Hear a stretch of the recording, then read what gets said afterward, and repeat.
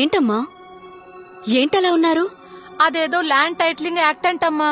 మా భూములు లాగేసుకుంటున్నారంటమ్మా. ఎవరు చెప్పారు? వాళ్ళు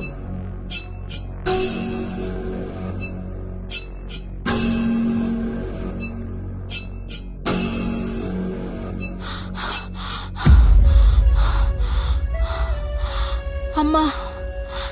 ఏంటి మంగమ్మ? అమ్మా, నా మొగుడు చనిపోయాడు. మా తాతల నుంచి వచ్చిన ఆస్తి 1 ఎకరం పొలం.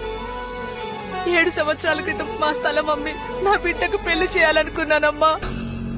ఆ చంద్రం నాయుడు, ఆ లోకేశం నాయుడు, ఆ కళ్యాణం బాబు రికార్డులు మార్చేసి స్థలాన్ని కబ్జా చేశారమ్మా. 7 సంవత్సరాల నుండి కోర్టు చుట్టూరా తిరుగుతున్నాను. నా బిడ్డ పెళ్లి ఆగిపోయిందమ్మా.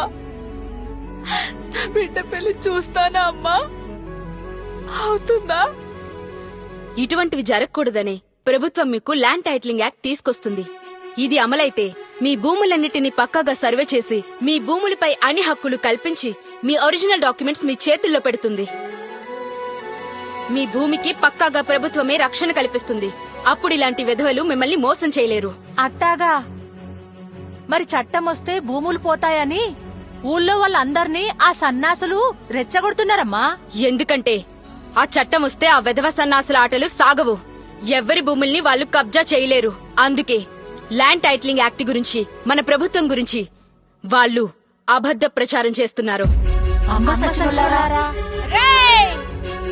మాలాంటోళ్ల దగ్గర లాగేసుకున్న భూములన్నీ మాకు తిరిగిచ్చేయాల్సి వస్తుందని ఇంత కుట్ర చేస్తారా?